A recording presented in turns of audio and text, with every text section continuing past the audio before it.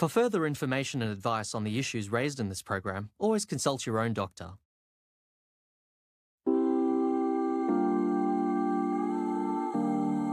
Humans. We number more than 7 billion, and yet no two of us are exactly alike. But despite our differences, we all have one thing in common: our bodies. And each of us only has one to last us our lifetime. But how does it actually work? And how do we look after it? Well, that's where we come in. Meet doctors Renee and Sandro, and I'm Charlene. We're serious medical professionals. Most of the time. Regardless of what stage of life you're in, we'll have some advice on how to look after your health. Ew, it's pooping. Putting our bodies to the test. Ow! To find out how we can all live healthier for longer. That's extraordinary. In this episode, we tackle a question that's been plaguing society as we ask, why is it so hard to lose weight? It's a major health issue that will end up killing more people than wars. And reveal why it's even harder to keep the weight off. It's not necessarily your fault. My body is saying, I want to be 50 kilos heavier. It's like I'm fighting this constant battle. And my endurance is tested, as I'm frozen in a giant magnet in a world-first experiment. Here we go. With the hope of one day creating a pill to combat obesity. Pretty tight in here. Feel like I'm trapped.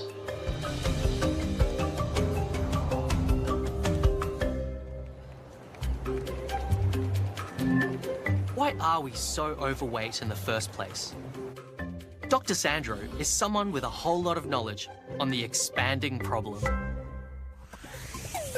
Australian-born, Sandro has worked all over the world as a medical doctor. He's also a good Italian boy who loves his mama. And did a postdoctoral fellowship at Harvard, following his PhD. I think that makes him Dr. Sandro. He is internationally recognised for his work in both nutrition and childhood obesity. And he has amazing hair. Think about this for a sec. If you had a class of 30 students and one of those students was getting bad grades, you could reasonably assume that the problem lay with that one student. But what if 20 out of those 30 students were getting bad grades? Surely you'd redirect your blame towards the teacher or the school, right? So why is it that in our community, where almost 1/3 of the world's population are overweight or obese, we still blame the individual for their weight and not the society and environment they live in? Now, I work with researchers and governments to find ways to address growing global obesity. And I want to show you how the health cards are stacked against many of us in such a way that makes health increasingly beyond reach and obesity the path of least resistance. Let's start by talking location, location, location. Research tells us that your risk of being overweight changes depending on where you live. This is in part because of poor urban planning.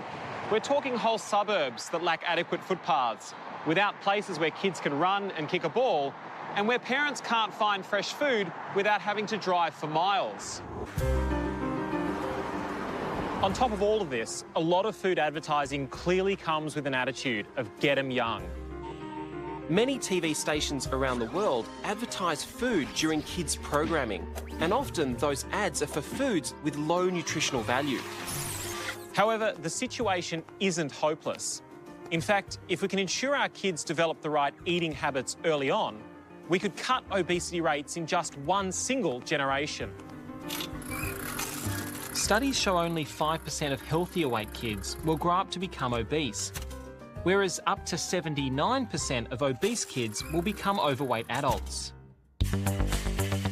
Now, I understand that nobody likes to be told what to drink or eat, not by our parents, not by institutions, and certainly not by people like me. But aren't we already being constantly told what to eat? So next time you hear a bold idea that offers even a chance of making our kids and our communities healthier, instead of writing it off as telling us what we can or can't eat, let's ask ourselves, is this an idea that could help us win the battle for our health?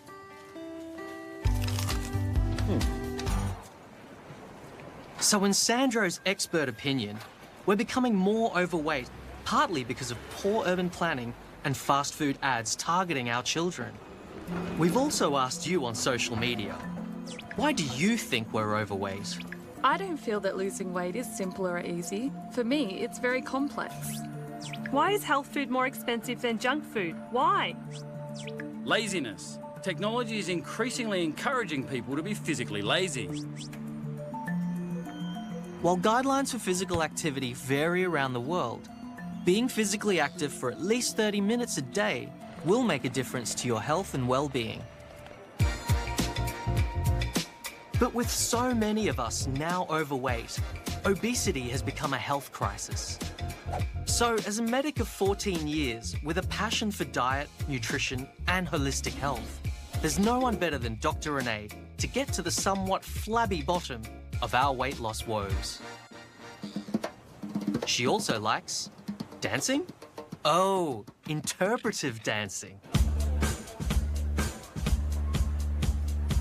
As a doctor, I come face to face with the obesity problem all the time. Long-suffering patients who do everything they can to lose the weight, but often it just comes back. So maybe we shouldn't just be asking the question, how do you lose weight? We should also be asking, how on earth do you keep it off? Professor Joe Prieto is on the front line of the obesity problem, running a weight control clinic in Melbourne, Australia. He also likes gardening. Hello. Hi, Professor Prieto. How are you, Renee? Welcome, welcome. But it's the professor's research into weight loss that's breaking new ground.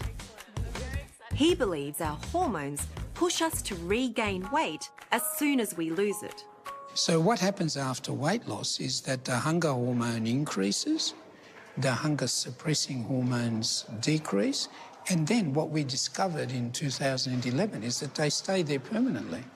Well, at least in our study, we looked at 12 months after weight loss, they were still different. Right. But now we have evidence at 6 years that they're still different. So in other words, the biology doesn't give up trying to get you back to your set point. We're here now. It's what's often referred to as the famine response. After sustained weight loss, hormones are released, urging us to eat more. And then the whole cycle of dieting and eating more repeats.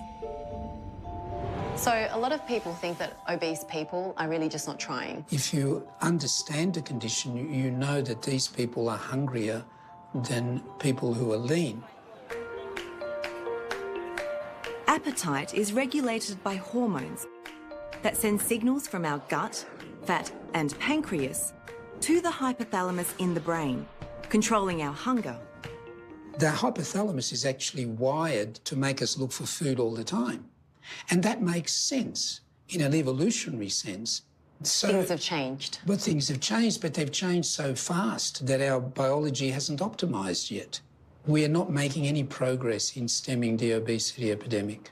I mean, it's a major health issue that will end up killing more people than wars or infections or anything else. The problem seems overwhelming, and it is. According to Professor Prieto's research, a whopping 90 to 95% of us fail to keep weight off after we've lost it because our hormones make us hungrier. But what about the tiny minority that succeeds? Could they hold the key to understanding weight loss? To find out, I've come to Ararat, a quiet, idyllic town 200 kilometres outside of Melbourne. It was named as Australia's heaviest town in the 2011 National Census. A few years ago, reality show The Biggest Loser arrived here to help the townsfolk lose weight. Hello. Hello, Sharon. Yes, how you going? You and Renee, how are you? Good, how you going? Come in. Thank you. I'm at the home of Sharon Bassett, one of the contestants. Oh my gosh, your wedding photos. Yeah. How long ago was that? Wait. I don't know. Wait. No, it has to be 2007 because she's a baby. Okay. How much did you weigh back then? Probably 100 kilos in that photo. Okay. It wasn't my heaviest though. Heaviest probably 120.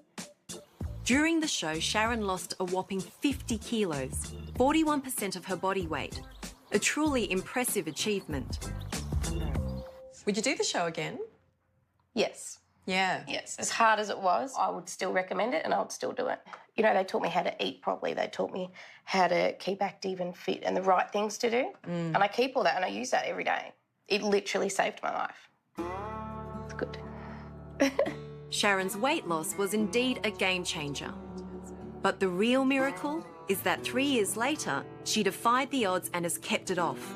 Yeah. We can feed the chooks. Oh, you have chooks? Yeah. Her secret is something we all have at our disposal. Good old-fashioned hard work and a clean, healthy diet. Oh my gosh, look at all your... Yes, pig's here. Hello. Hello, pig. What's his name? Her Damon. name? Damon. Oh, that's a great name. Hi, Chookie. So tell me about, like, your day. I get up at 5 a.m. and I go for a walk around town. Yeah, right. Try to jog, not very good at it. And then I go to work, so I work full time in Ararat. And then after work, go to the town gym for an hour. And then go pick up the kids from the sitters. I mean, your entire day is full. Yeah, pretty much. Pretty much. If I get time at the end, you know, late at night, I might try to get in a quick workout or something. That's crazy. I mean, so on top of that as well, you're going to have to be thinking about food and what you're going to cook. Yes, we try to keep everything really clean and healthy. It's hard. It really is hard. No one should have to exercise 3 hours a day, but Sharon needs to, just to maintain her weight.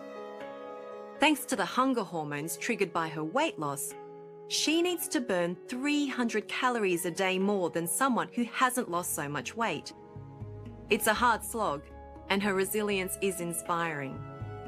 How do you feel about the fact that you have to keep working so hard? It's a little upsetting that I can't just be normal. Like, I just want to be normal. I knew it was going to be hard, but I didn't think this hard. And I thought that maybe over time everything would settle down, so it would get a little bit easier, but it's not. It's constant. So your body hasn't decided that this is normal? My body is saying, this is not your size. I want to be 50 kilos heavier, and I want to be bigger, and so I'm going to push you and I'm going to push your body to make me this size. It's like I'm fighting this constant battle. Yeah. Yeah. Oh, wow. It might seem unfair, but Sharon's regime is doing wonders for her fitness, cardiovascular and mental health, along with many other benefits to her well-being. She's proof you don't need to be stick thin to be healthy. A recent study found losing just 3 kilos can reduce health problems related to being overweight. I always knew that obesity was bad for the body, but I never realised that the body could actually stop the ability to change weight. And now that I know that, it's really exciting because it changes the expectations of people who are losing weight. It changes the way that we approach losing weight.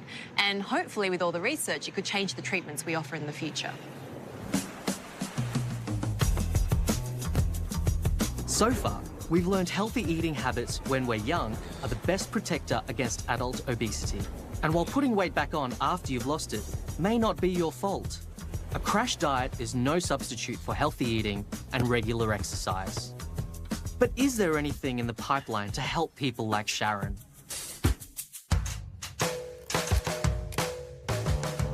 As a stem cell biologist, you probably think I'm a bit of a nerd. And that'd be fair. But hey, I'm pretty good at karaoke. And as a researcher, I'm naturally curious about the latest developments in science. Apparently, there's a way to burn calories without moving a muscle. I'm on my way to Melbourne's Monash University to be a lab rat in a world-first experiment. It's part of cutting-edge research into something called brown fat that could fundamentally change the way we treat obesity. And it's spearheaded by Professor Brian Oldfield. He also likes sailing. Michael. Hi, Brian. Can I introduce you to Dr. Charlotte? Hi, Michael. How are you? I'm good, thank you. How are you? Very well. So Michael's going to be running the experiment today. I'm going to leave you here in his very competent hands, and I'll be back this afternoon and we can talk about the results. All right. Running the experiment is neuroscientist Dr. Michael Farrell. He'll give us a quirky demonstration of the MRI that will look inside my brain and body using radio waves and an extremely powerful magnet. Ooh, sciencey. I have no metal limbs. Is that an important question? Yes, that's one of the questions that Richard, the radiographer, will be asking. I am not the Terminator. Okay, that's a good thing. Have you been fasting? Yep, I haven't eaten anything since dinner last night. I haven't had my coffee. I'm struggling, but in the name of science, I'm food and drink free. Okay. In this experiment, we're hoping to see some sort of connection between the brain and the brown fat, because one of our end goals is to determine how we can turn brown fat on through activation of different parts of the nervous system. So what is this brown fat we're talking about? Glad you asked. We are born with brown fat, which actually burns energy. It's nature's backup generator for keeping helpless babies warm. But excitingly, brown fat was recently discovered in adults, although it only makes up 1% of our body fat. Because it burns energy or calories, it could well be the key to tackling our obesity epidemic. So the brown fat, the good fat. Brown fat's the burning fat. Exactly. And then there's a white man and the brown man, and the brown man does better than the white man. I mean, it's just life, right? Sorry. But it's dawning on me that what I've signed up for is no joke. It's an endurance test, because brown fat is activated by cold. My ordeal kicks off with cannulas being stuck into my arms so they can monitor my blood sugar level and inject me with radioactive glucose that will light up if my brown fat activates. So my left arm gets the radioactive sugar, my right arm gets the blood samples taken from it. Exactly. Now I'm shoving myself into a suit riddled with tubes that will circulate litres of icy water around my body and hopefully be cold enough to activate my brown fat. The suit's all right. It's a nice blue. The cannulas are a little bit uncomfortable. There's lots of hoses coming out of my rear end. But apart from that, it's pretty comfortable. Could have a good afternoon watching a movie on the couch. We've got no popcorn, though, unfortunately. No popcorn? Yeah. What kind of an MRI facility is this? For the next hour and a half, I'll be entombed in this MRI. But if the experiment works, it will be the first time in the world where the interaction between brain and brown fat is recorded in real time. And the end game is to try and find a chemical that is specific within those nerve pathways for turning on brown fat. In other words, the long-term goal is a pill that will activate brown fat, a method that, if successful, could bring hope to the overweight and obese. So you're going to be here for 90 minutes. All right. It's very important. Any little bit of niggle now will be agony in 90 minutes. So I can't scratch my nose? Well, you can, but you have to remember to keep your head still. Keep my head still. Okay? Okay. Yeah. Now all I can think of is scratching my nose. Okay, 2 thumbs up. This isn't as easy as it looks. I'm feeling a bit claustrophobic, and I'll be trapped in here for an hour and a half. But if it helps science to one day find a pill to treat obesity, then I'm going to grit my teeth and bear it. Could you switch to the ice water, please, Emma? Okay, here we go.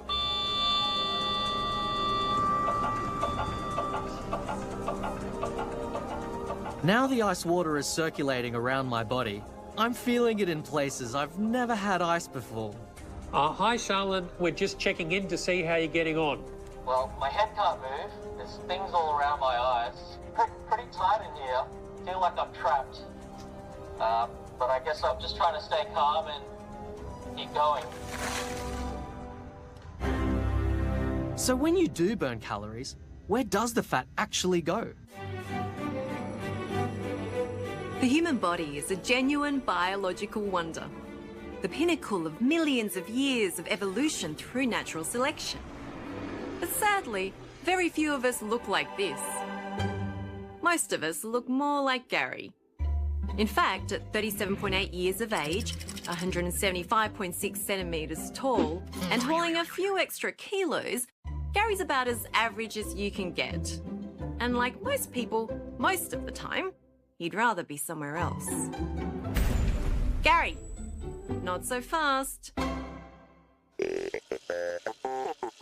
Gary, you're doing exercise.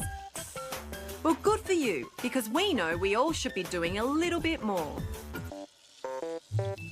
But have you ever wondered where fat actually goes once you've done enough exercise to tap into it? It's a common misconception that the atoms in so-called burned fat are converted to heat and energy. But that's physically impossible, because the only way atoms can turn directly into energy is in a nuclear reaction. And obviously this isn't happening every time someone jumps on a bike. Let's take it from the top. Now, you might have noticed that all this pedaling has got Gary breathing pretty hard. That's because the key ingredient his body needs to turn fat into energy is oxygen. So let's see what's required for Gary to burn 10 kilos of fat. For a start, he'll need to get extra busy on that bike, because he'll need to breathe in roughly 29 kilos of oxygen. That's around 406 cubic metres of air. The resulting chemical reaction powers his muscles, but also produces waste, around 28 kilos of carbon dioxide and 11 kilos of water. Which means, in simple terms, most of the fat Gary burns off exercising will exit his body through his mouth as CO2, a little bit each time he breathes out. As for the water, some of it will leave his body as sweat, and if you're wondering how he gets rid of the rest, same way as everybody else.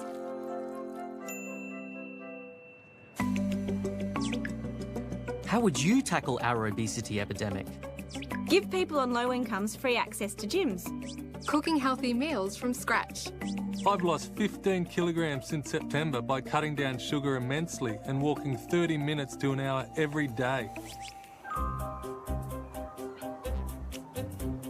I'm trapped in this MRI for the longest hour of my life so far, and there's still another 30 minutes to go. I'm taking part in a world-first experiment to record what parts of the brain activate brown fat. Researchers hope they can develop a pill that could burn calories without moving a muscle. The end game is to try and find a chemical that is specific within those nerve pathways for turning on brown fat. Hello, Charlene. Hello, Michael. Can I have a coffee? Okay, I'll just talk to the group's barista for you. Thank you. Tell me how you're feeling temperature-wise. Yeah, feeling cold. Okay. I'm glad I went to pee before I came in here. So far, Charlene's skin temperature has dropped down a few degrees to 32 degrees Celsius, but we'll want it to get as low as 26, because at that temperature, the brown fat will activate. We're certainly going to have to get him a bit cooler than he is at the moment. While I'm lying here, let me tell you why brown fat burns calories. Unlike potentially harmful white fat, which stores energy and makes us, well, fat, brown fat contains brown mitochondria, the energy powerhouses of the cell that burn calories when activated, without us having to move a muscle. Okay, I think we've got your skin temperature where we want it, at the optimal level. All right. I will will my fat to activate. It'll be factivated. Okay. This is like water torture. I only hope they can cool me down enough to activate my brown fat. But we won't know that until we analyse the results. Okay, Charlene, that's it. We're going to come and get you out of there. All right, come and get me. And now we'll get you to sit up for us. Core strength. And swing around. Well done. Well done. I feel like I've been in hibernation. Oh, really? Had a good sleep? It's all right. Cold. Hands off, please. Pants off Friday. Pants off. Whoa. And we'll move out to the chair and we'll take those needles out. All right, let's do that. Well done. Oh, you got the double latte. You've been a very good participant. Oh, you deserve I've every never bit of been that. so happy to see you. Well done. Wish. We'll get those lines out. Thanks. It was pretty challenging in there, and I'm still feeling pretty cold. But I'm really pumped to go and see what the results look like, and hopefully it was all worth it. Hi, Charlotte. Hi, Michael. How are you? I'm good. Have you thawed out yet? Yeah, I'm back to room temperature. Excellent. Have a seat. Thank you. All right, what have we got here? This is it, the moment of truth. Did they get me cold enough to activate my brown fat? And will we be able to tell how my brain and brown fat are talking to each other in real time? So what you can see, Charlotte, is that this is at a point where you're being perfused with water that's about your body temperature. Okay. So it's quite comfortable. But things changed, of course. We cooled you down. Your skin temperature dropped. I remember that. Yes, indeed. And things began to happen. And you can see it specifically in these areas that are just above your collarbone, and all of this is brown fat. All right, so I've got little patches of brown fat just either side of my neck. That's and right. they're extending up the side, and they're lighting up because they're working. Absolutely. It's amazing to see my brown fat activating. I'm dying to know how many calories I burned without moving a muscle. In this sort of experience where you were in the scanner for about 90 minutes, that you burnt about 250 calories. What's that equivalent to? Say you were walking for about an hour and a half. You would expend about that same number of calories just by lying in that cold suit. So I could either lie down and be cold for an hour and a half, or go for a walk for an hour and a half, and I would have expended the same amount of energy. In this situation, theoretically, that's true. Okay. I don't know about you, but after what I've just been through, I'd rather take the walk, which would also give me cardio and mental health benefits. But was the experiment a success? Does it show how the brain and brown fat actually talk to each other in real time? This is some very preliminary analysis that Michael's done since you've had the scan, but he started to identify areas of the brain that light up in conjunction with the activation of your brown fat. So this is critically important. Wow, they've done it. The experiment worked. This is a small but significant step towards developing a pill that may one day replicate this process. What you're saying is I don't have to sit on a couch with a cold suit for an hour and a half a day to lose weight. In the future, there might be something that could mimic that event and help me lose weight. Couldn't have said it better myself. Cool. The idea that fat could actually help us stay thin is truly fascinating. I hope my small and rather chilly contribution could one day help those struggling with obesity. It's early days yet, but these results are an exciting indication of what could be possible in the future. So what I've learned is that we need to tackle obesity from all angles. And I'm optimistic. Incredibly, if our kids develop the right eating habits, we could cut obesity in a single generation. And I feel maybe we carry too much guilt when it turns out our biology could be playing a big part. But whatever your size, if you eat well and exercise, you will live better and maybe even longer. Take it from someone who knows. No, not you, Gary. If you're trying to lose weight, just don't give up. Be stubborn, be strong, like push through it. It's gonna be hard. But you gotta keep trying.